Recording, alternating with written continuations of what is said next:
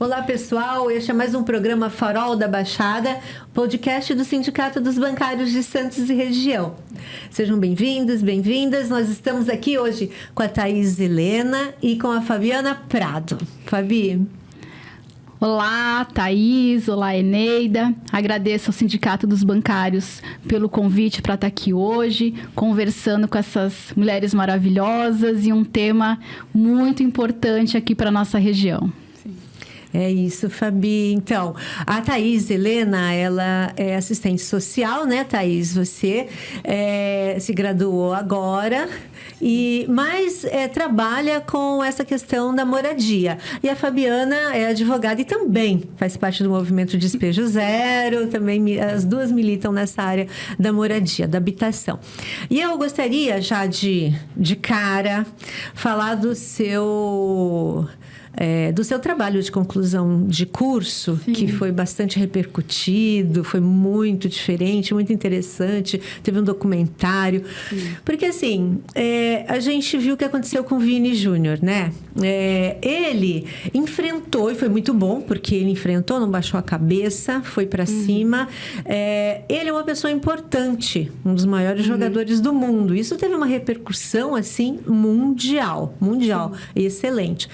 Agora, no nosso cotidiano, diversas coisas acontecem e que a gente naturaliza, e a sociedade é construída de uma determinada maneira que você nem se atenta que aquilo também é um racismo, né? Sim. E aí, por isso, eu gostaria de falar isso para você colocar para a gente como é que você deu esse seu trabalho, porque foi sobre a questão da habitação e o racismo, né? Sim. Isso a gente gostaria de saber. Oi, gente, boa tarde. Estou muito feliz de estar aqui. Agradeço ao convite. Agradeço ao Sindicato dos Bancários, a Eneida, a Fabi. E dizer que espero que seja um bate-papo aqui muito gostoso e proveitoso, né?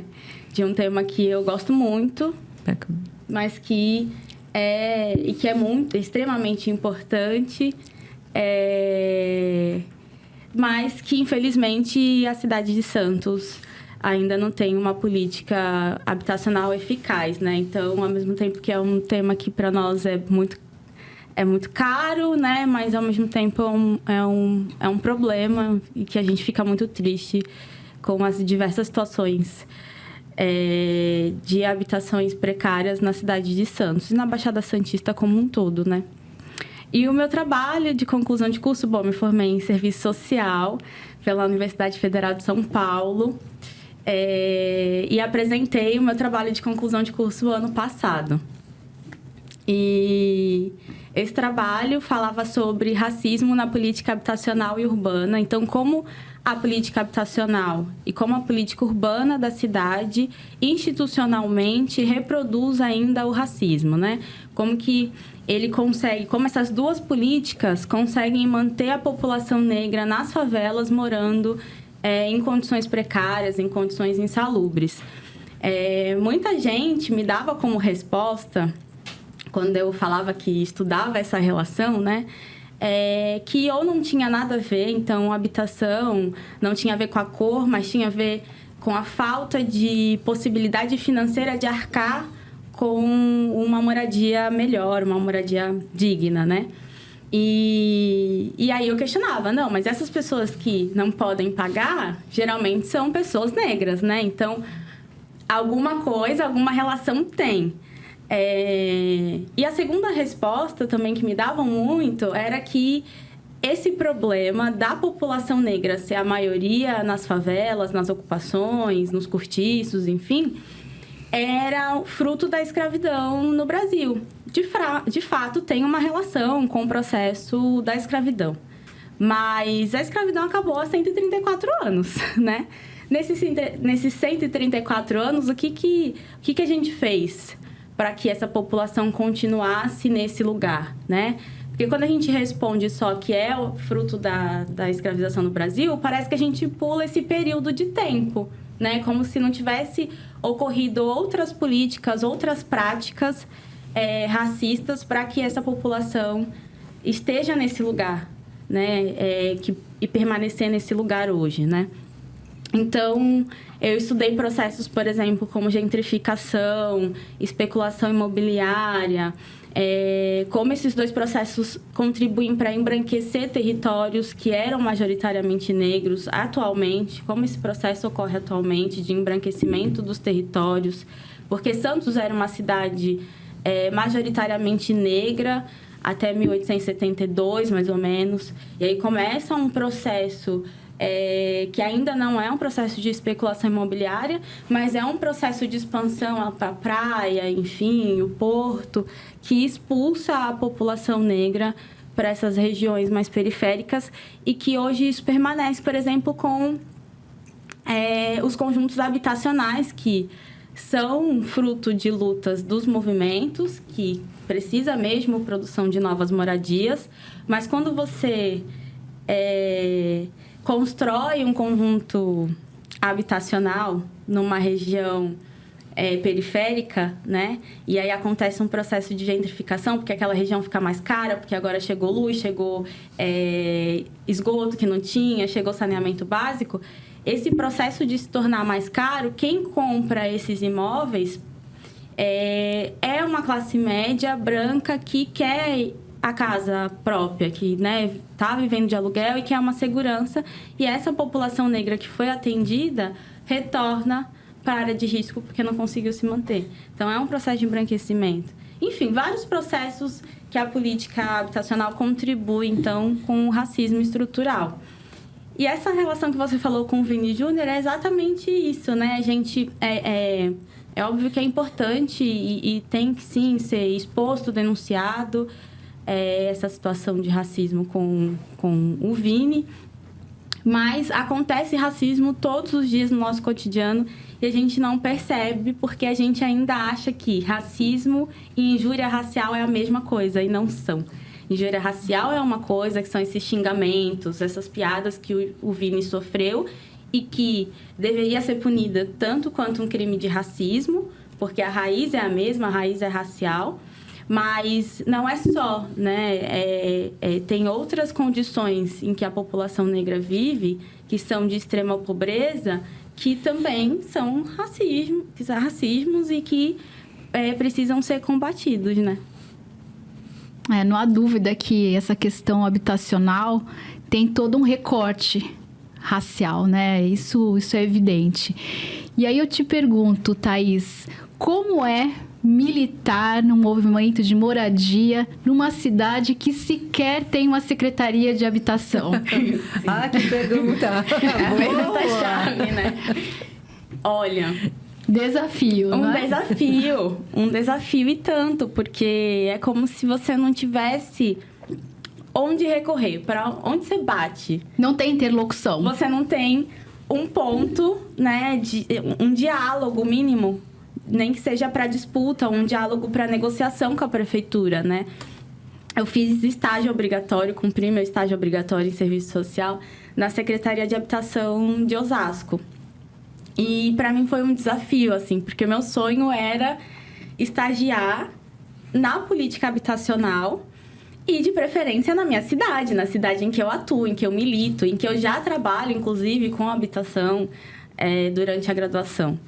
E eu não tinha condições de fazer um estágio aqui, porque não tinha lugar, né, para isso. Eu lembro que eu tentei na Coab, mas aí também teve a situação da pandemia, e aí isso também foi utilizado como desculpa, ou como algo de fato a ser repensado. Se você contrata mais gente no momento de pandemia, em que a orientação era fica em casa, mas enfim.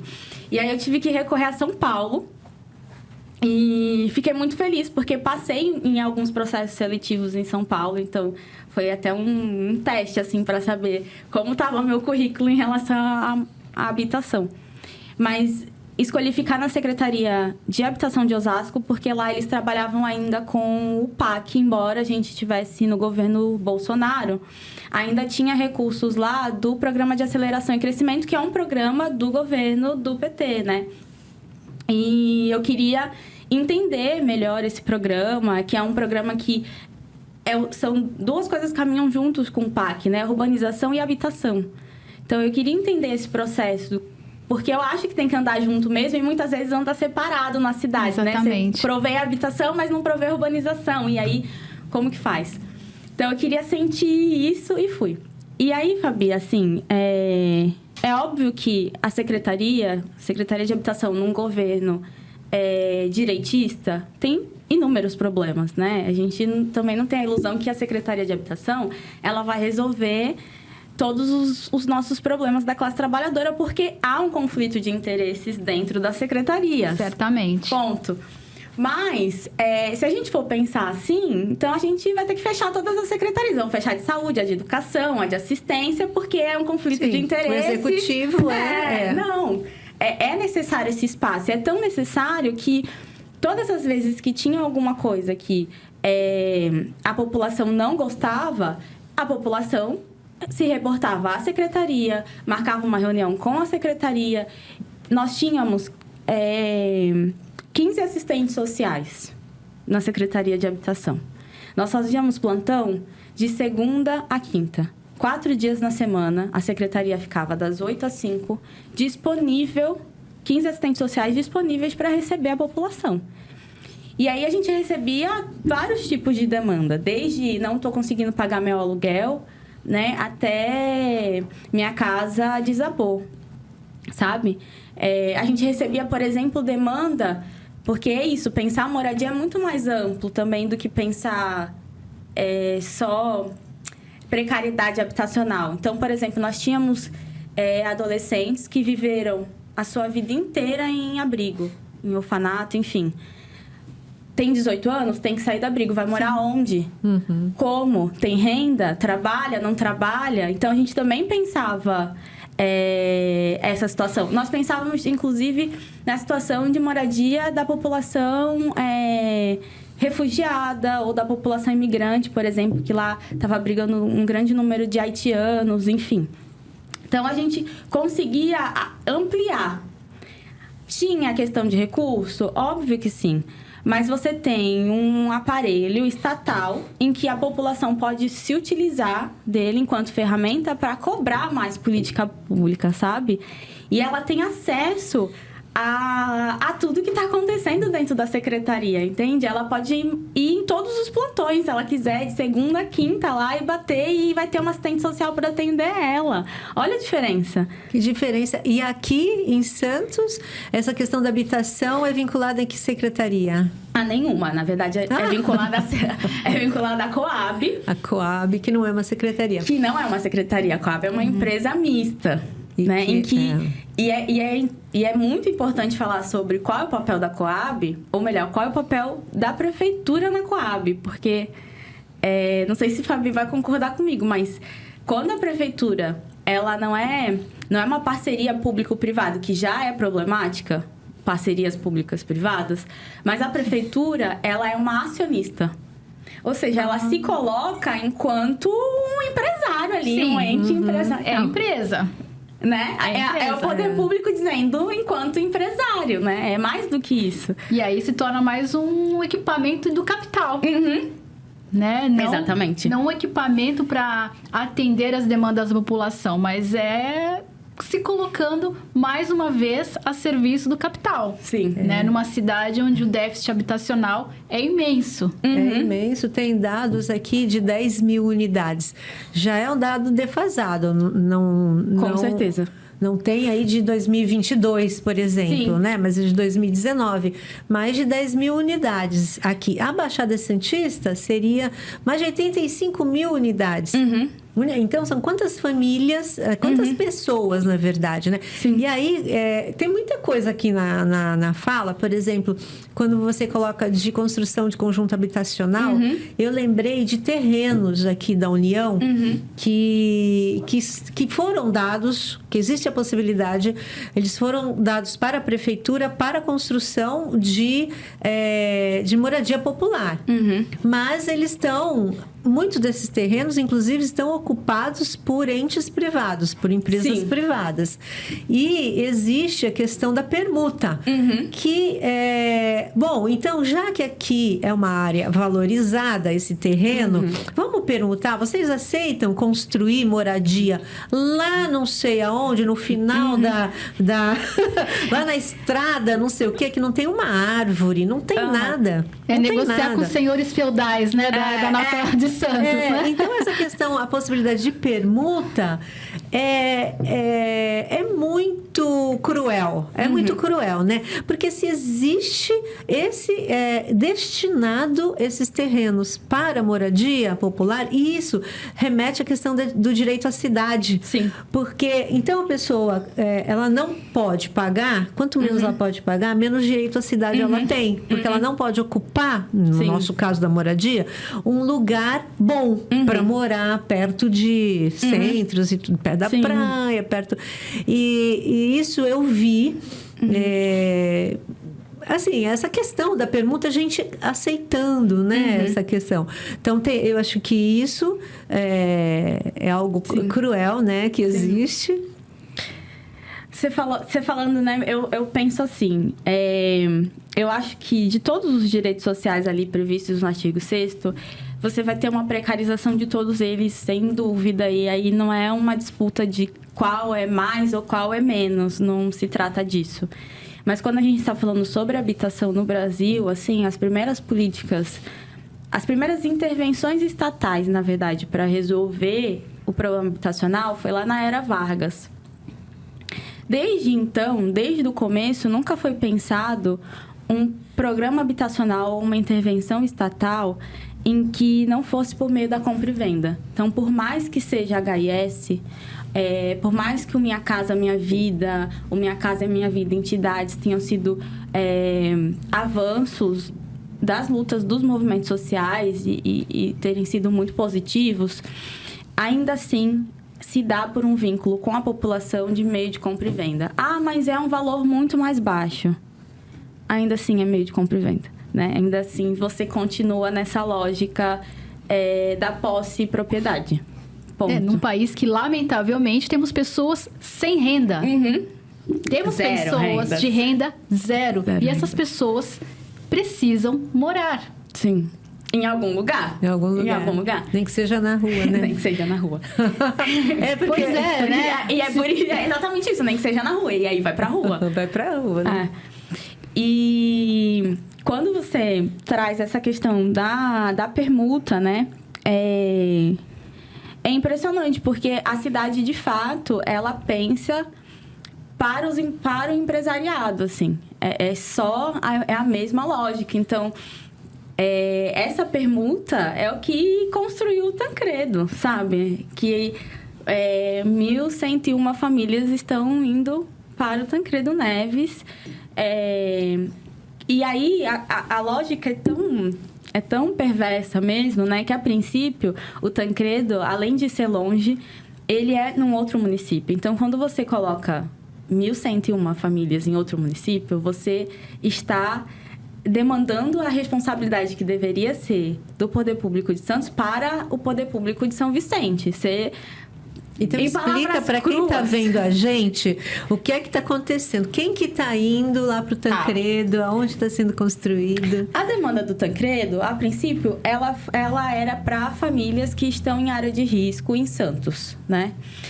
Foi uma área também que foi permuta de uma cidade para outra, porque a gente não pode esquecer que Santos, ao se colocar como a metrópole das cidades vizinhas, é o nosso capital que produz as desigualdades nas outras cidades, né, ao nosso redor. Não à toa que as pessoas vêm para cá para trabalhar e a sua cidade mesmo não se desenvolve, não cresce economicamente na mesma proporção de Santos, né? E aí, essas famílias que estavam em área de risco em Santos foram convocadas para receberem unidades habitacionais lá no Tancredo Neves, que é um bairro periférico da cidade de São Vicente, onde a condução é mais cara, onde as pessoas do Tancredo já reclamam de falta de infraestrutura e superlotação nos equipamentos públicos ao redor do Tancredo. Então, você vai colocar mais 1.101 famílias lá no Tancredo, sendo que as que já moravam não tinham acesso pleno à infraestrutura ofertada, né? E, a princípio, elas iam pagar a prestação, né? Mas muita gente estava se recusando a ir para o Tancredo. Porque é longe, porque quando você tem um processo desse, gente, as pessoas... as crianças perdem, por exemplo, o ano letivo escolar. Entende? Porque elas não vão se deslocar do Tancredo para vir a Santos estudar, né? Pagar condução, mesmo que seja meia. As pessoas demoram mais tempo para chegar no seu trabalho, se elas trabalharem, né? Se não tiver numa condição de desemprego, por exemplo. Mas se tiver numa condição de desemprego, você cria uma rede ali de apoio e de vizinhança que talvez indo para o Tancredo não tenha, ou que ainda vai ser construída. Então, todos os vínculos, eles ficam extremamente fragilizados nesse momento, né? E são coisas, podem ser, por exemplo, desde do seu tratamento na policlínica que você estava fazendo, que agora você vai para o Tancredo, você não vai fazer mais. Por exemplo, a minha vizinha cuidava do meu filho para eu ir trabalhar, e ela já não vai ser mais minha vizinha. Então, tem muitas coisas envolvidas e que necessitaria de um trabalho social, de assistentes sociais, mas que, infelizmente, nós não temos. Aí, essas famílias, elas, para serem incentivadas a ir para o Tancredo, o Rogério Santos, que é o nosso prefeito, decidiu, por meio, né, da legislação de habitação de interesse social, que elas não pagariam, então, nenhuma prestação. Né? Então, as pessoas foram isentas da prestação do Tancredo, mas com o objetivo de incentivá-las a ir para esse outro município, né? Então, é uma relação de expulsão mesmo da população pobre santista, né? Porque a cidade, ela quer se expandir, mas ela quer expandir num pensamento para a classe média, para a classe alta, né? Sim. E o que São Vicente ganhou? Olha, até agora a gente não sabe, isso não foi publicado. E não será, né? É um grande mistério até o momento. Grande mistério, mas eu acredito que... eu imaginei, né? Daqui a algum 1.100 pessoas a mais. Famílias, né? Famílias. Família. Numa zona de periferia, que você está aumentando a sua periferia, as condições, que é o que tudo já você falou. Sem nenhuma contrapartida, na verdade, né? eu nem sei exatamente, não defendendo o governo de São Vicente, tá? Mas fazendo, talvez daqui a alguns dias ou meses, a gente saia alguma notícia dizendo o que foi essa negociação, né? Mas até hoje, as informações que eu acompanhei, eu vi uma live há muito tempo atrás, há um ano e meio atrás, a gente ainda estava em pandemia mesmo, e a TV Tribuna fez uma live no YouTube e ela chamou os 9 prefeitos da região metropolitana da Baixada Santista para discutir habitação, né? E o Flávio Amari, que é o secretário estadual de habitação em São Paulo, também compôs essa live. E os 9 prefeitos, resumidamente, os 9 prefeitos falavam ali as suas demandas e o secretário estadual dava alguma resposta a elas. O Rogério Santos, ele falou sobre 2 coisas, o Parque Palafitas e sobre esse conjunto habitacional que estava sendo construído em São Vicente, no Tancredo, para essas famílias, né? Quando foi a vez do prefeito de São Vicente falar, ele falou, olha, gente, com todo respeito ao projeto de vocês, mas vocês não podem tratar São Vicente como se fosse o quintal da cidade de Santos. Então, ali, ele já demarcou que também era uma situação muito complicada você receber 1.101 famílias novas, né? E agora, qual é a situação dessas famílias que vão para o Tancredo? Elas se organizaram, por exemplo, para não renovar contrato de aluguel.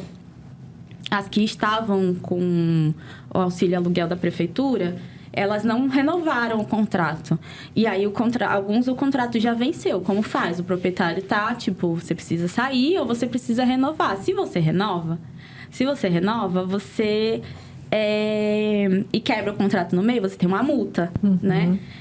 Outras famílias, por exemplo, que estão em situação de palafitas, que estão agora, né, que decidiram ir para o Tancredo, e essa decisão precisa ser respeitada, elas pararam, por exemplo, de fazer a manutenção, que é uma manutenção cara para quem tem baixa renda, nas suas palafitas. Por quê? Porque elas estão aguardando ir para o Tancredo. Então, as pessoas começam a se organizar, mas essa data também de ir para o Tancredo nunca sai. Então, por exemplo, um documento que é super importante, que é o Habite-se, atrasou. Aí, essa era a justificativa. Agora, o Habite-se saiu. E as famílias até agora não receberam a chave, não puderam se mudar.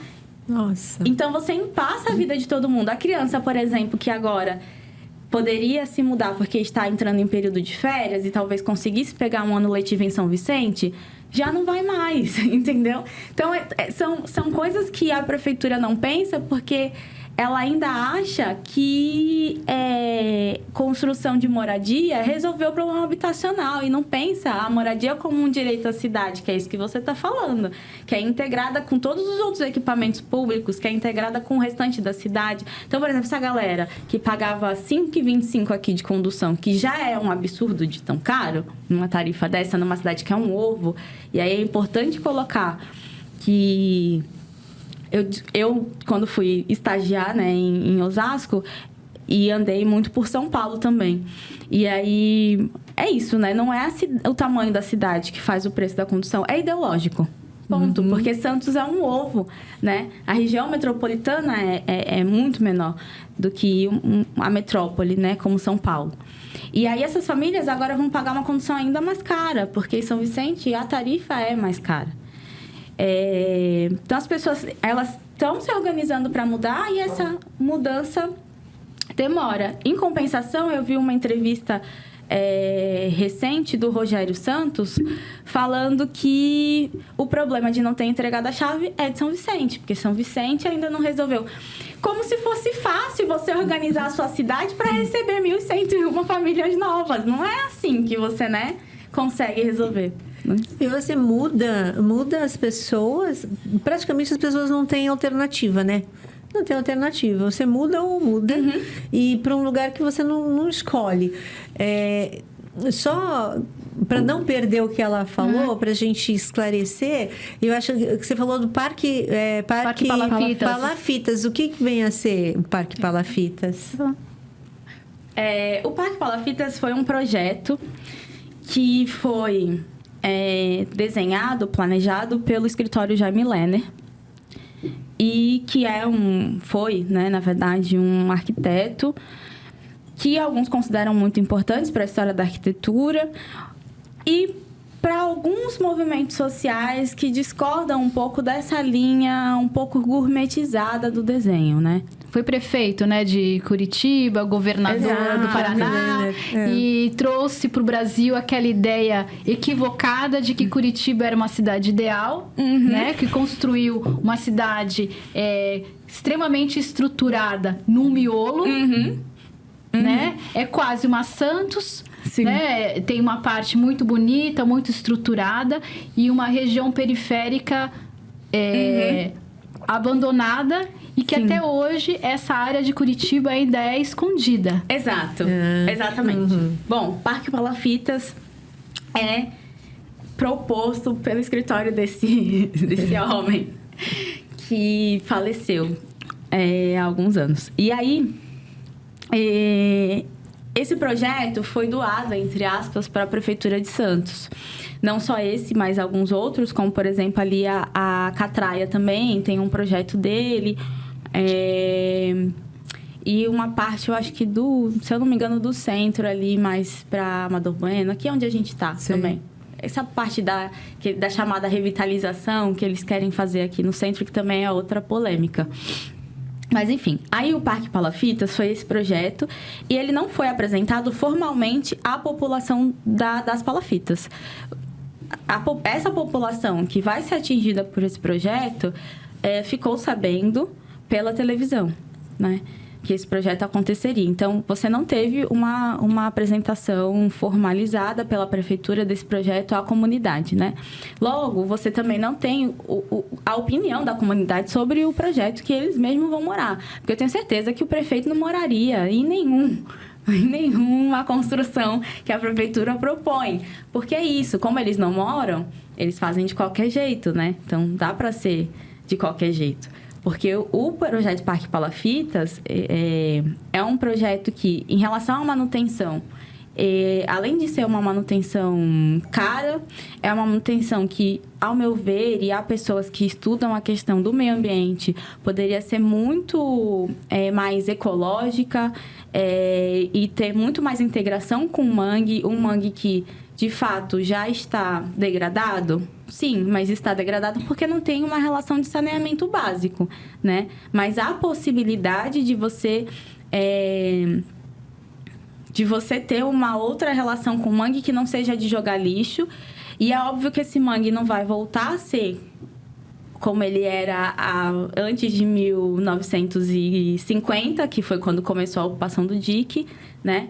Mas ele pode, sim, se tornar mais saudável, essa relação, né, das palafitas com o meio ambiente, com o meio em que eles vivem, né? Quantas pessoas são na palafita? Então, é um dado defasado também, porque você falou de uma coisa muito importante no começo, né? Que era esse dado das 10 mil famílias em déficit habitacional. Na realidade, o Plano Municipal de Habitação, que foi feito em 2009, que é esses dados que você pegou e que foi divulgado em 2010, ele não esperou o resultado do censo de 2010. E aí, o último plano, ele foi elaborado com base no IBGE de 2001. Nossa! Então, nós estamos há 20 e tantos anos com os dados defasados. E é muito louco. Como que você aprova um plano com os dados de 10 anos atrás, né? Que foi o caso quando foi aprovado em 2010. Com os dados de 2001, um absurdo já, né, da época. Outra coisa é que o IBGE, e aí isso é um problema nacional, ele trabalha com amostra. Isso em todo o território nacional, é uma amostra, né? Então, você tem ali um questionário completo até a 10ª casa. Aí na 10ª é o questionário completo, né? Alguma coisa assim. De qualquer forma, é uma amostra. Em áreas consideradas aglomerados subnormais, que é o termo que o IBGE usa, um termo extremamente pejorativo para falar sobre comunidades palafitadas, por exemplo, é a amostra da amostra. Porque ele não vai em todos os domicílios. Ponto. Então, já seria um dado, assim, a estimativa, é sempre uma estimativa. Aí você ainda pega a estimativa de 10 anos atrás. Então, é óbvio que nós vamos esperar esse último censo, que foi feito num governo que não investiu como deveria no censo. Então, isso já é um problema, isso pode ser um problema para muitos índices, mas a população local afirma que deve ter mais ou menos umas 50 mil famílias, não pessoas. Por quê? Porque você tem aproximadamente, no caminho que a prefeitura divide oficialmente o dique da Vila Gilda, que é essa maior favela de palafitas da América Latina, ele divide em 2 caminhos. A comunidade divide em outros, dá os seus nomes, as suas nomenclaturas, mas formalmente, né? A prefeitura divide entre Caminho São José e Caminho São Sebastião. Num dos caminhos, deve ter em torno, assim, de 400 a 500 becos. E cada beco, você bota aí umas 30, 40 famílias, né? No outro caminho, que é o São Sebastião, tem mais ou menos... Eu lembro que a última vez que nós contamos, tinha, tipo, uns 300 becos, quase 400 becos. Com cada beco também, em torno de 30 a 40 famílias. E aí, você soma, então, esses 800 becos ao todo, com 30 a 40 famílias. É muito mais do que 10 mil... Sim. Né? É muito mais. Muito mais. E além de não ter havido essa interlocução com os moradores, né, sobre o Parque Palafitas, a gente não pode esquecer que foi divulgado só na mídia e apresentando as empresas do ramo portuário que seriam as parceiras, né? Mas o que a gente sabe, o que essas empresas esses terminais portuários estão fazendo na nossa região? Sim. Eles estão querendo expulsar as comunidades. Sim, especular. Eles querem colocar contêineres no lugar de moradias. Ah, então é isso, né? Basicamente, sim. Então, serviu o quê? Para quê aquela divulgação na mídia sobre Parque Palafitas? Para estampar o nome de 2 ou 3 empresas do ramo portuário que seriam as parceiras da Prefeitura de Santos, da Coab, sabe-se lá de mais quem, nesse projeto. Sim. Sem interlocução nenhuma com a comunidade, sem apresentar como seria viabilizada, né, essa construção do Parque Palafitas, como ela seria implementada. Sim. Apresentaram num programa de TV uma maquete. Sim. Onde todo mundo tem vontade de morar ali, porque parece, né, falar, eu quero construir casas também, né? Todo mundo quer estar naquela região. E apresentam como se fosse possível, mas não falam como seria possível, como ficaria aquela população. E a quem se destinaria isso, né? Eles não falam, por exemplo, quais seriam os critérios da demanda. Estão tirando as pessoas de lá. Né? Na realidade, a minha concepção sobre a Coab, que é quem gerencia, embora seja uma empresa, como nós falamos aqui, mas é quem, no momento, está à frente, essa empresa é que está à frente da política habitacional hoje em Santos. E o critério, assim, mas o critério é famílias, primeiro a renda, né, o corte de renda, depois a composição familiar, se tem criança, idosos e tal.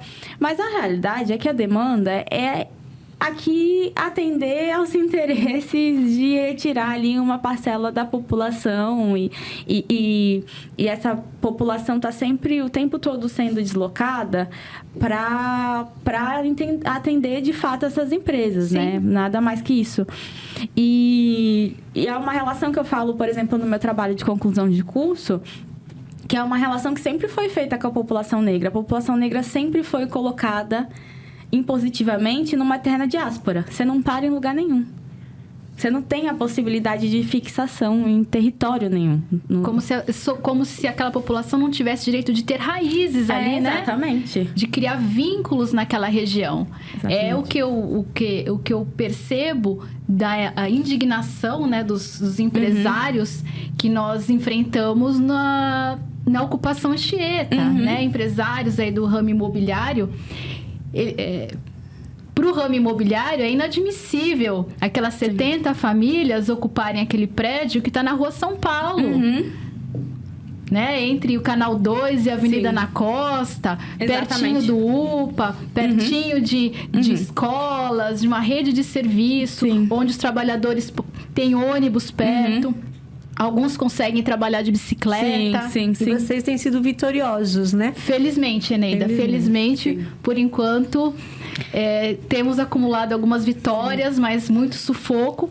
E a permanência dos moradores da ocupação Anchieta é resultado de muita luta daquela comunidade.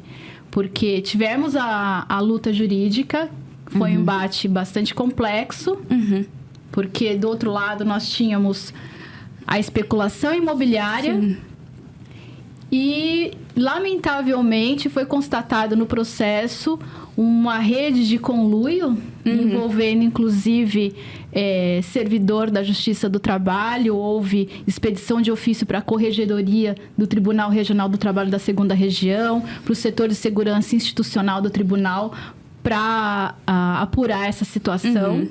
Foi um trabalho, ao final, muito bem feito pelo juízo, que examinou com atenção as fraudes que nós levantamos ali no processo. O juízo, depois de ser assim pressionado mesmo, até pela mídia, porque na própria decisão a juíza coloca que houve repercussão de mídia e tudo mais. A luta popular foi fundamental. Tem organização, né? A organização popular é fundamental. Sim, eu acho que o Anchieta foi um exemplo nos últimos anos, assim, na nossa cidade, de luta mesmo por moradia. Todo o esforço que foi feito para que eles permanecessem foi extremamente importante e é uma ocupação histórica, né? Sim. E eles são vítimas de uma especulação imobiliária que o atual plano diretor da cidade de Santos... Gostaria até que você falasse sobre ele, porque ele é bastante maldoso, não é, Thaís? Olha, plano diretor. Bom, o plano diretor, eu acho ele muito estratégico, porque diferente do plano municipal de habitação, que é de 10 em 10 anos, ele é de 4 em 4, né? Então, a possibilidade de renovar, ela é muito maior, né? Em compensação, a gente fala, não, então se tem possibilidade de renovar, então isso é bom até para os movimentos, para as ocupações, né? Mas quando você vai ver o plano diretor, ele é o primeiro a SEDURB, né? Que é a Secretaria de Desenvolvimento Urbano que elabora o plano diretor, né? Eu estou no conselho, no Conselho de Desenvolvimento Urbano, e há cadeiras para o empresariado. Então, assim, a gente está ali no conselho, nas reuniões, disputando diretamente com o mercado, né? E é a partir dessas disputas internas do conselho também que você vai ter a revisão do plano diretor. Então, a gente teve muitos embates no conselho, por exemplo, em relação à Anchieta, Fabi, assim, foi inacreditável as coisas que nós tivemos que ouvir, por exemplo, que essa galera estava lá porque não quer pagar imposto, assim, né? Com um prédio que, assim, nem o dono do prédio estava pagando imposto, né? Sim, a dívida que está lá acumulada. Então, são os primeiros a não pagar imposto. E a prefeitura perdoou o imposto. Perdoou, houve um perdão dessa dívida, né? Um perdão que numa reunião que tivemos com o prefeito, com a procuradora do município, eles negaram que tivesse ocorrido esse perdão, né? E no processo, ao final, o que se levantou, que na verdade também houve ali uma movimentação bastante estranha levada a efeito pelos empresários em relação à documentação que eles juntaram no processo, induzindo o juízo a erro de que tivesse ocorrido efetivamente esse perdão. O perdão da dívida não aconteceu efetivamente. Entendi. Mas eles fizeram uma manobra ali, criaram uma situação que levava a crer, sim, que havia esse perdão. O que acontece tudo bem, por mais que não tenha mas esse perdão... Mas nada ficou muito claro, tudo ainda está no limbo. Ainda tá, né? E, além disso, se a gente fosse sentar para fazer uma conta básica do quanto, de fato, estaria supostamente devendo e do quanto, de fato, está ali no papel... Sim. Assim, são valores muito discrepantes. Então, a gente sabe que seria muito maior, né? Esse valor. Então, eu entendo que eles estão falando, não houve perdão, mas indiretamente houve, que é o que você está falando, houve manobras para diminuir esse valor absurdamente, né? E aí, quando a gente ouve essa criminalização das pessoas que ocupam e não que invadem, né? Elas ocupam um imóvel que não estavam cumprindo a sua função e dando a função real que é a de moradia, né?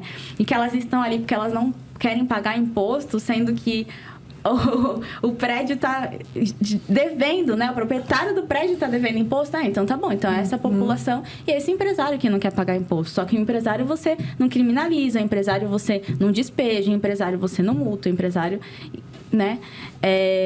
Nós temos... eu acho que a gente tem bastante instrumento legal para fazer cumprir, para não ter problema com a moradia, né? Para dar dignidade, né? Eu lembrei do Estatuto da Cidade, né? Sim. E da Constituição. Então, a função social, que você falou da função social, né? Da terra, da propriedade. Função social da propriedade. E aí, pensando não nas palafitas, mas aqui no centro, que também... tem milhares de cortiços, né? Eles vivem nas mesmas condições, né? Insalubres, muito, inclusive. Já me parece que já foi feito todo o trâmite para que fosse conseguido, a cidade conseguisse aplicar o Estatuto da Cidade. O Estatuto que diz que é possível...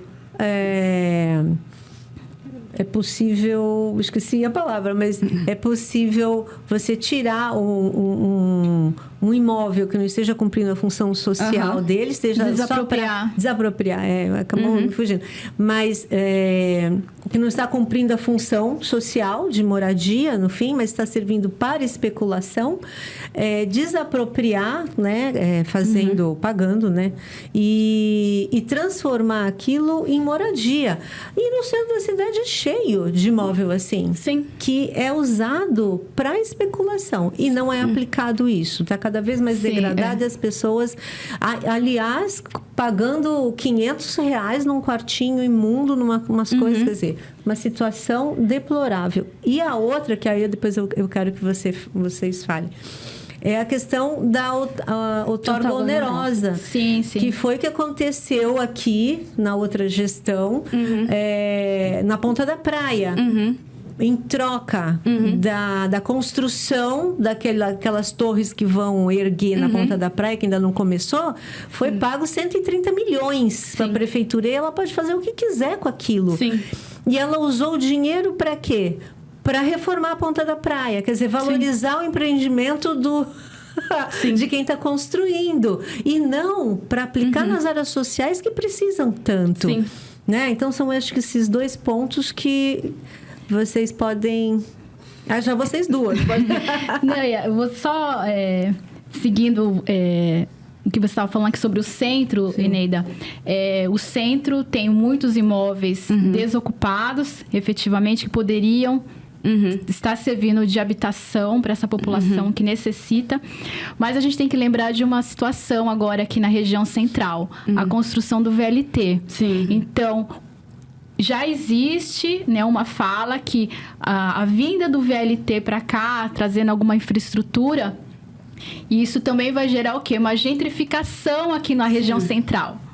Então, essa população que hoje tem como opção de moradia os cortiços, elas daqui a pouco vão estar sofrendo um movimento de expulsão também. Porque a ideia, até com o Parque Valongo, né, que tanto se fala atualmente, o Parque Valongo, o VLT, trazendo uma maior mobilidade aqui para o centro... Já se fala da gentrificação aqui do centro da cidade e a expulsão dessas famílias que residem nessas moradias comunitárias, né? Nos cortiços. Vou voltar em algo que a gente conversou já, né? Que, de fato, não é uma disputa entre os direitos sociais. Mas quando a gente está falando que a habitação é a única que tem essa relação de compra e venda, né?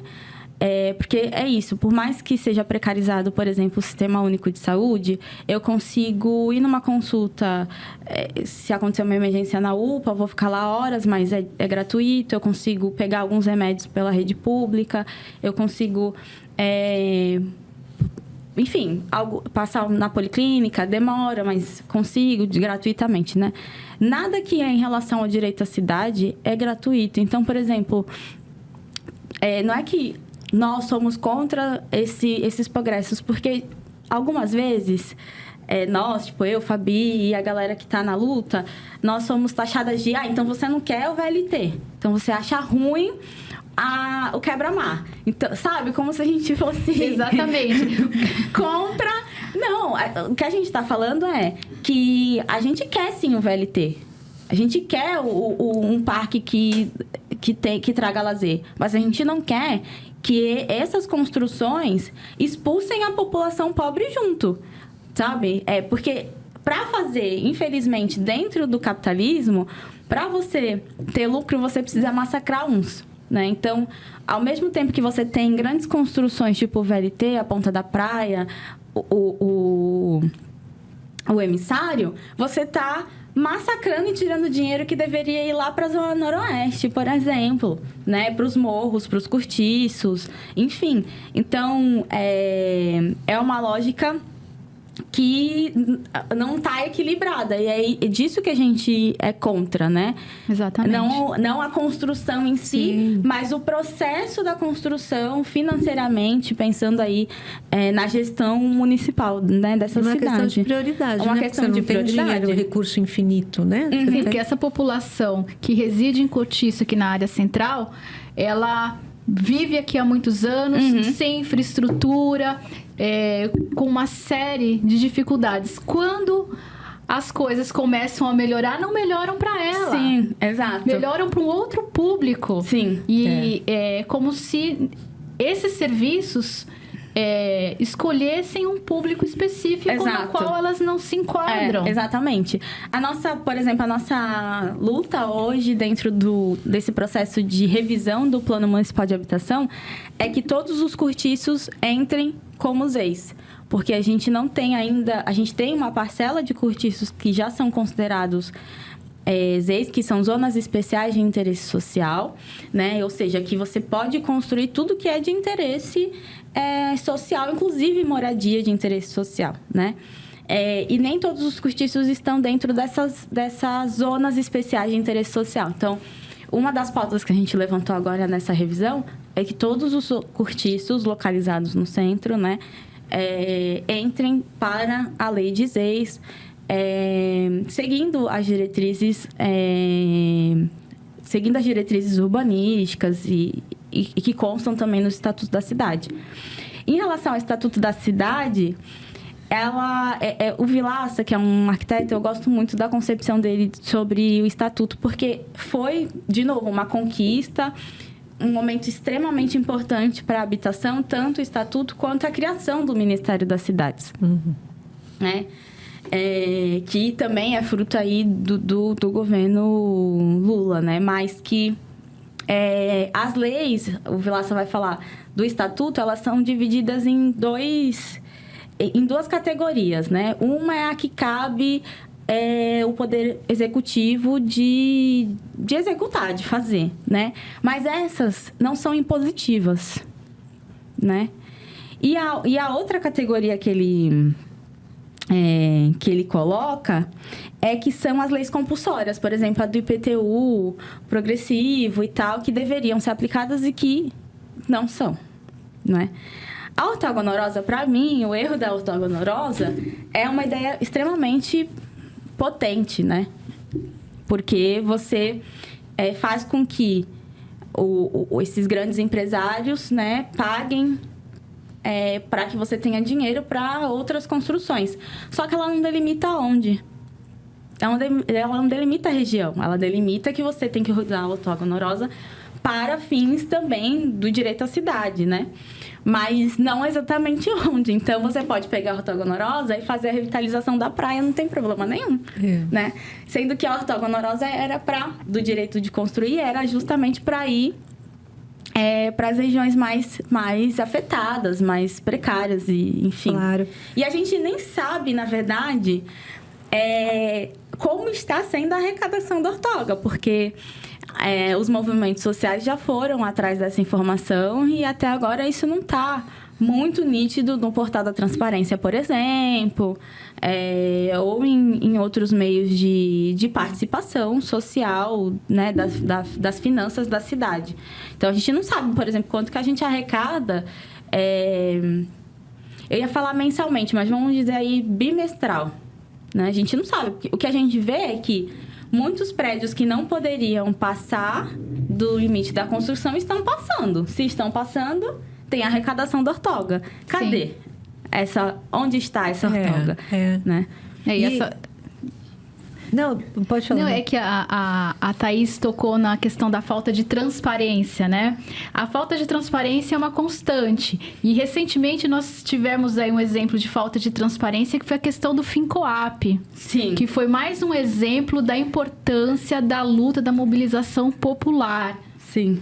Se não houvesse a mobilização da população envolvida nos movimentos sociais, nos movimentos de moradia, nós teríamos aí... Sim. mais uma excrescência na questão habitacional aqui na nossa região. utilizando aquele termo que você falou que é horrível, né? Subnormais, né? Onde dava direito à prefeitura, à Coab, demolirem habitações subnormais. Sim. Uma coisa da PL que me lembrou muito quando eu estava no meu processo de elaboração da pesquisa mesmo, de TCC e tal.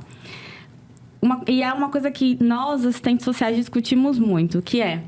Quando a pessoa consegue ter um pouco mais, assim, de recurso financeiro, consegue um bom trabalho, tem ali a família toda trabalhando formalmente, enfim, tem ali uma ascensãozinha econômica que, na verdade, é o mínimo.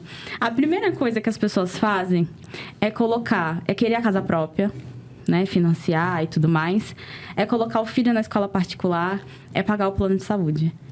Ou seja, é começar a financiarizar direitos sociais. A partir do momento que elas começam a fazer isso, elas acham que elas não fazem mais parte da classe trabalhadora, daqueles que ainda precisam da gratuidade de todos esses recursos. E aí, elas não querem mais, né, que, por exemplo, a empregada doméstica se torne a sua vizinha, que é o caso da Anchieta. Na verdade, é isso. Santos não quer que a sua empregada doméstica seja sua vizinha. Não está preparada para isso. Mas uma coisa que eu falo sobre esse termo subnormal na minha pesquisa é que é justamente essa relação. Porque, para mim, sub-irregular, né? Porque também é outro termo que eles usam muito, uma área irregular. Para mim, irregular é essa distribuição de terras no Brasil. Ponto. Em Santos, também isso se dá. E subnormal são essas pessoas que não acham que estão dentro da classe trabalhadora porque conseguem ali pagar por direitos sociais previstos na Constituição que deveriam ser gratuitos, né? O que isso faz? Isso faz também que tenha uma pressão para que os governantes coloquem PLs como essa. Sabe? A quantidade de pessoas que se manifestaram... Explica que PL, que é esse que as pessoas que estão ouvindo não sabem.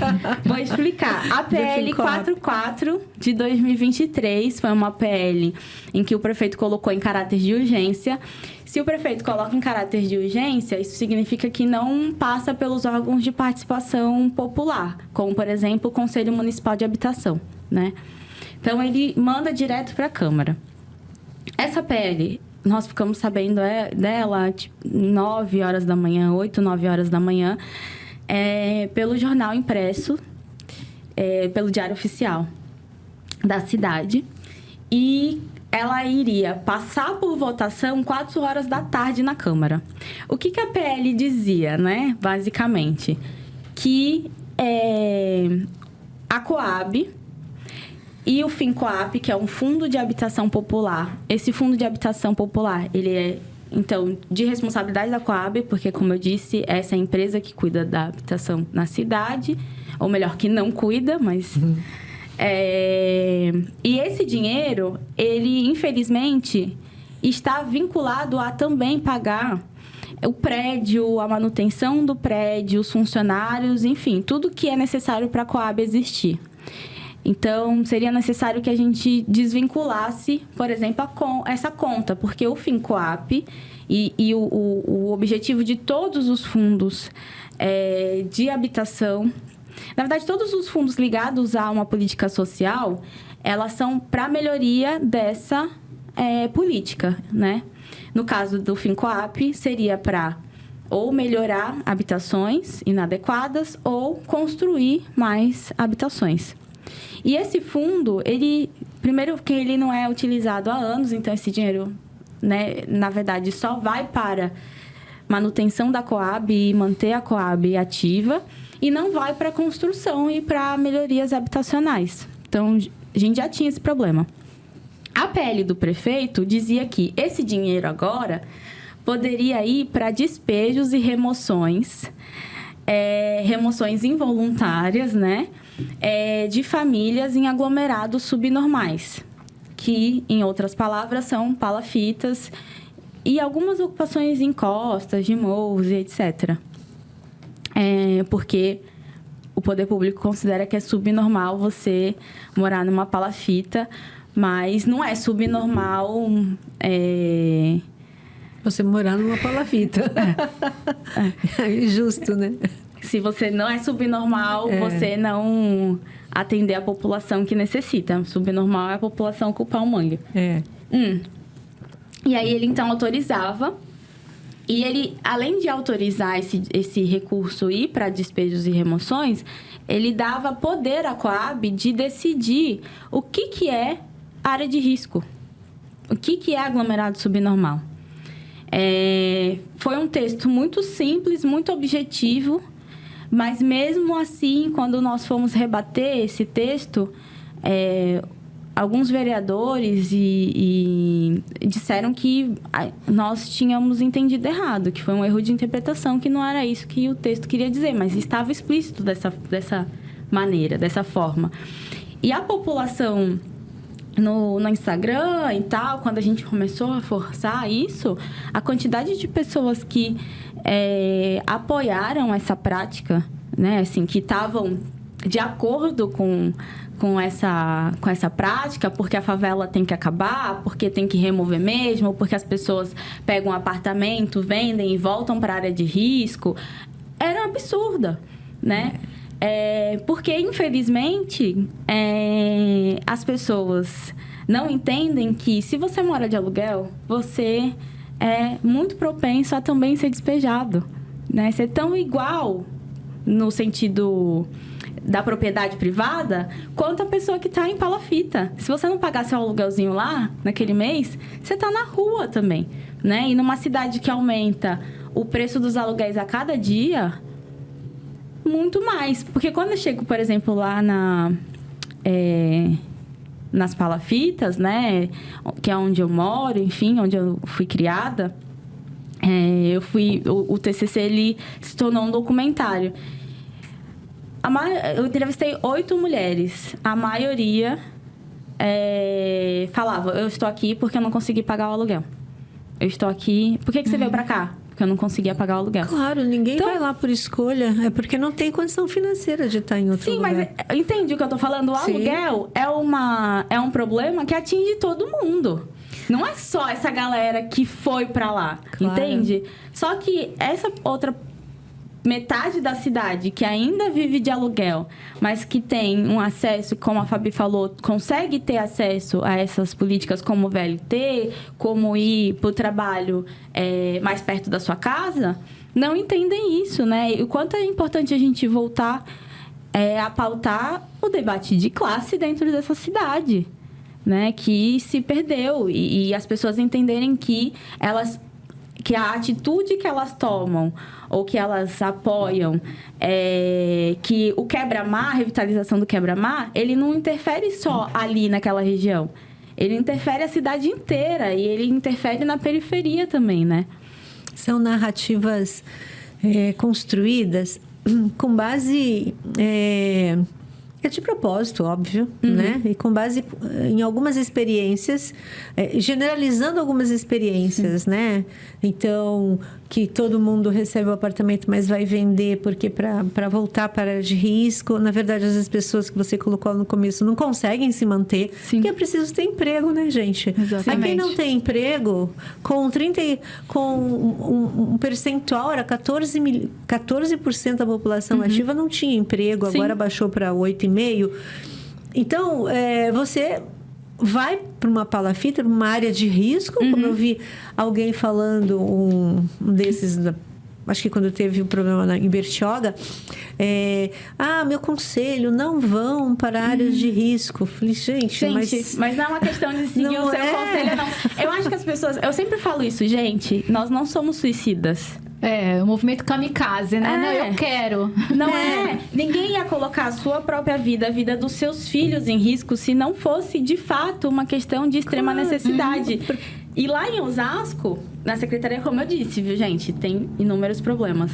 Mas a gente tinha uma articulação, por exemplo, de conseguir pensar com a pessoa o trabalho e a renda, sabe? Então, não era só enfiar num conjunto habitacional, mas como essa pessoa, quais são as possibilidades dessa pessoa se inserir no mercado de trabalho para conseguir se manter nessa nova moradia. Coisa que, infelizmente, isso aqui está muito longe. Aí, nisso, a gente, Fabi, a gente estava até conversando, né? Colocando essas narrativas criadas para as pessoas que moram em situação de risco, palafitas, cortiços, as pessoas em situação de rua, aí generalizam e dizem, eles não querem trabalhar, eles gostam, não querem ir para o abrigo, eles não querem. Eles não gostam de trabalhar, não querem ir para o abrigo, eles querem ficar na rua, Então, assim, você culpabiliza a vítima, na verdade, quem não tem condição. E aí a gente passa para a questão dessa culpabilização, passa para uma criminalização, inclusive contra quem luta, que Exatamente. É a questão... E agora a gente está vendo isso de uma forma muito evidente com essa CPI do MST, que é uma tentativa violenta de criminalizar os movimentos sociais, o MST, por consequência o MTST. Sim. Né? Uma CPI, na verdade, conduzida por eles sim criminosos, porque o presidente da CPI é investigado, o Salles não precisa de maior explicação quem é Ricardo Salles, mas que tem pretensões eleitorais, ele quer ser o candidato a prefeito de São Paulo, né? E encontrou aí uma pauta importante, exatamente porque ele tem a possibilidade de confrontar com aquele que possivelmente será o seu opositor, que é o Guilherme Boulos, que tem como sua maior pauta, né, um trabalho já de longa data em movimentos de moradia. Então, estrategicamente, Ricardo Salles se coloca ali confrontando com movimentos de moradia, com a distribuição de terras, criminalizando movimentos sociais. E isso repercute, como você falou, o morador de Santos que não quer a sua empregada sendo sua vizinha porque ela invadiu aquele prédio. Então, ela tá agora sendo legitimada numa fala que ela tá ouvindo lá quando mostra no telejornal da mídia, né? Da mídia capitalista, que seleciona trechos onde fala invadiram terras produtivas, invadiram um prédio que tem proprietário, que tinha utilização, tinha destinação. Mas você lembra da fala do Guedes, do Paulo Guedes? Nossa. Por que é tanta empregada iam para Disney? Iam para Disney. Vai para o Espírito Santo. Por que tem que ir para Disney? Quer dizer, é a mentalidade dessas pessoas. Então, tem gente que quer se afinar com essas pessoas, achando que elas são... do que com a situação da classe dela mesmo. Então, é como se fosse um apartheid, né? Os pobres, a criminalização de quem luta, né? E da pobreza. E aí, nessa pobreza, a maioria é negra, né? Então, é o que sempre aconteceu no país e continua acontecendo. Isso eu acho que é importante a gente desvendar essas cortinas, né? Essa fumaça e colocar claro o que acontece, né? Que é esse racismo estrutural sobre o qual nossa sociedade foi construída e que continua. E ainda criminalizam quem quer lutar e, bom... E é um exemplo da falta de consciência de classe, né? Porque esses que criminalizam movimentos sociais, que não querem a empregada doméstica sendo sua vizinha, não é o grande capitalista, não é o cara que não é o rentista, é aquele cara, como você colocou, Thaís, é o cara que está pagando aluguel, né? Ele conseguiu um rendimento, agora ele consegue pagar um aluguel, que ele consegue pagar uma escola particular, que ele consegue pagar um plano de saúde, então ele já não faz mais parte da classe trabalhadora. Então, a consciência de classe é um grande mal. As pessoas... A falta de, né? A falta de consciência de classe. As pessoas por si só se retiram É. né, da condição de classe trabalhadora e se colocam dentro de um grupo que não quer que ela esteja ali também. Também não porque quer. o grande capitalista, o cara da grana, não vê essa classe média trazendo aqui para nossa realidade. Essa classe média de Santos, né, que tanto, né, gosta aí de se fantasiar de verde e amarelo, se dizer patriota, de se colocar aí como, né, que não quer a empregada doméstica indo pra Disney. O grande capitalista também não quer dividir avião com ele. Exatamente. É E ele não chegou aí, só que ele não consegue enxergar isso. Ele acha que ele pode sentar no assento, ele pode estar ao lado do assento do Paulo Guedes, mas o Paulo Guedes também não quer ele, não. Não quer. Não quer. Ô, Thaís, aqui a gente você agora recentemente, né, teve uma pré-conferência da habitação e você foi eleita delegada. E eu vi lá diversas propostas e diversos desafios, inclusive por projetos de lei, não sei se já está pautado ou não, de venda das ex, de possibilidade de venda das ex. Então, assim, tem vários ataques, né? Qual que é a sua perspectiva aí sendo delegada e agora daqui para frente? Eu acho que a gente precisa pedir a revogação, já pedimos na pré-conferência e vamos pedir nas demais pré-conferências que vão acontecer, que é a revogação da PL de venda de ex, que foi aprovada, né? Então, infelizmente, essa PL passou, né? E a gente está tentando fazer com que essa proposta de revogação seja aprovada. Infelizmente, até agora, nas pré-conferências, a gente sempre coloca e ela sempre é a menos votada, né? A gente não está conseguindo aí na correlação de força, mas não podemos perder as expectativas e eu acho que essa luta vai ser permanente, assim, né? Porque há uma brecha, de fato, legal na nossa lei de ex municipal que abre aí concessões para compra, né? Negociação de compra de algumas ex, né? Da cidade. O que faz com que a nossa luta retroceda, né? Eu avalio que a Conferência Municipal de Habitação é extremamente necessária porque ela vai determinar, como eu disse, os 10 anos daqui para frente de habitação de interesse social. Então, é uma luta imensa, mas, ao mesmo tempo, uma correlação de forças muito difícil, que eu acho que a gente precisa pensar, como a Fabi falou, né? Assim como tem em São Paulo essa questão da candidatura à prefeitura, que já está sendo conflituosa, a mesma coisa se dá aqui, né? A gente tem aí a deputadas querendo ser candidatas, outros que, né, da Baixada Santista aqui que estão aí já fazendo concessões e negociações para daqui a 2 anos e uma delas está dentro envolvendo o Plano Municipal de Habitação, sabe?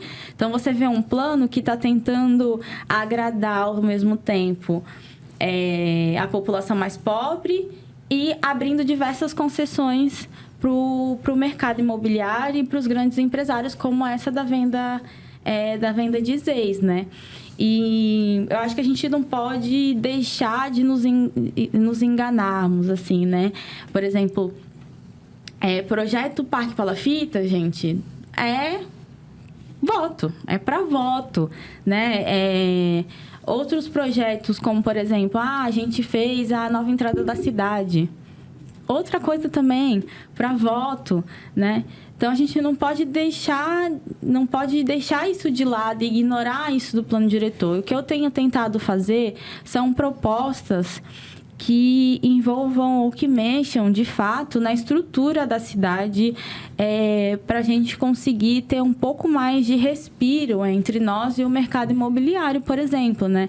Então, acho que essa questão de baixar o valor dos aluguéis, né? De dar a possibilidade da locação social, né?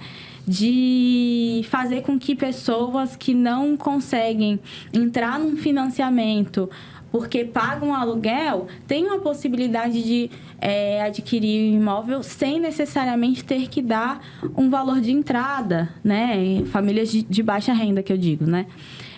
Hoje, por exemplo, a gente tem uma estratégia do mercado imobiliário que é o raio do Airbnb, né? Então, como a gente, no nosso plano municipal, por exemplo, ainda está pensando numa cidade para turistas.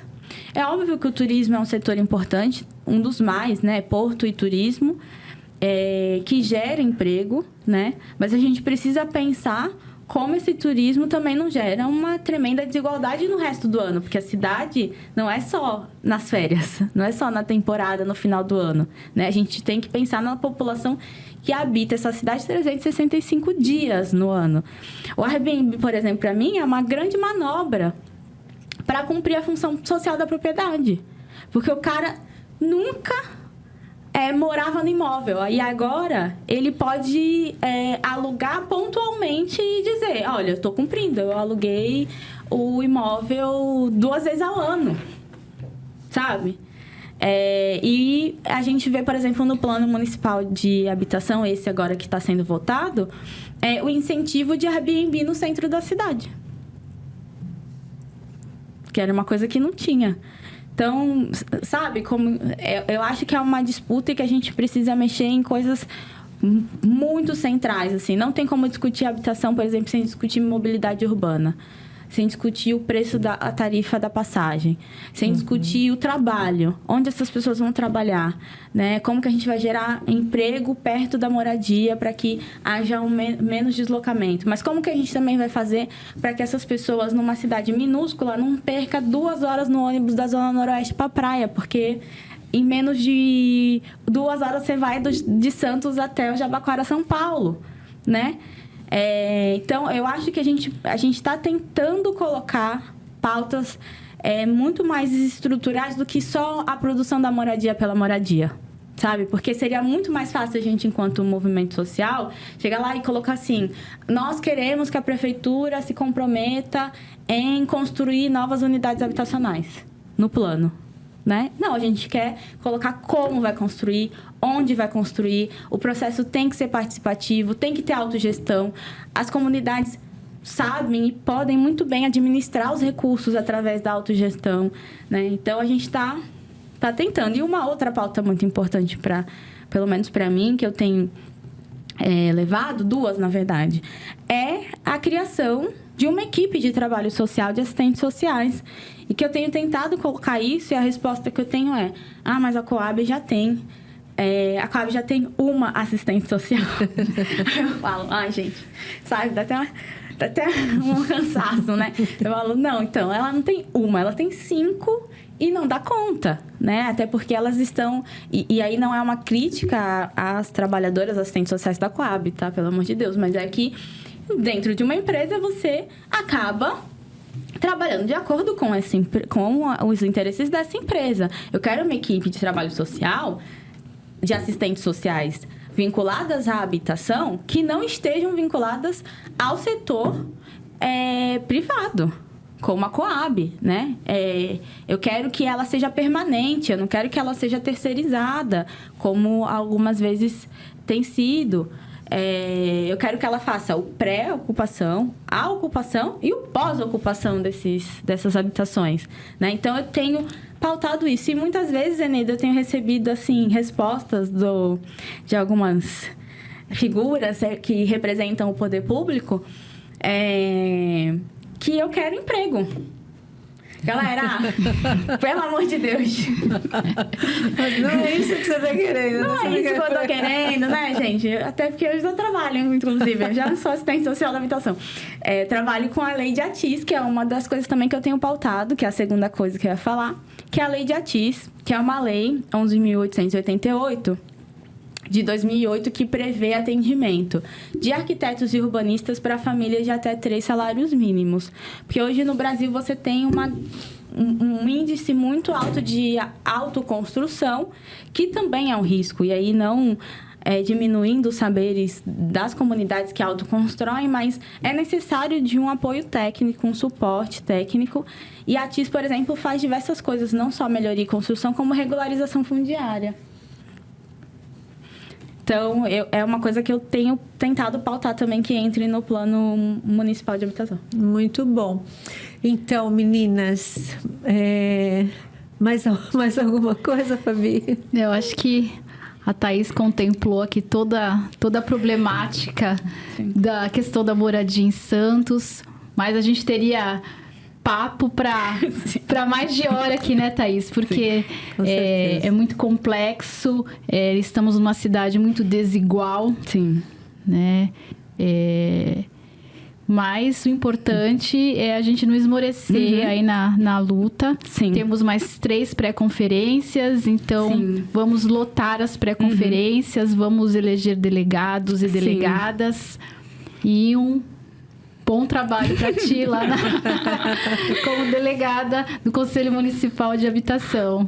Obrigada. A gente... E aí, Thaís?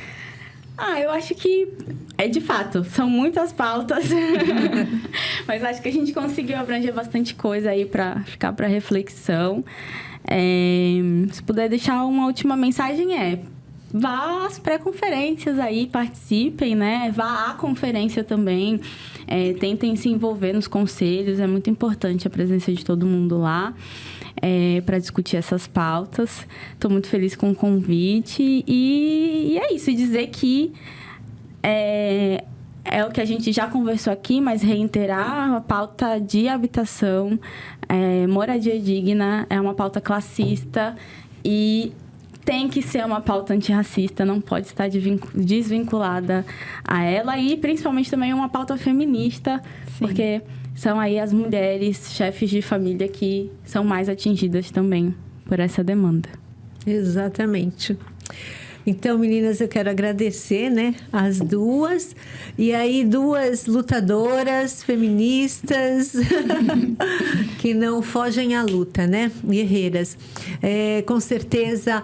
Gente, ative o sininho, se inscreva no canal, compartilhe, dê o like para chegar a mais pessoas, porque a gente tem esse canal diferenciado, que leva para você a boa informação e um ótimo debate, tá bom?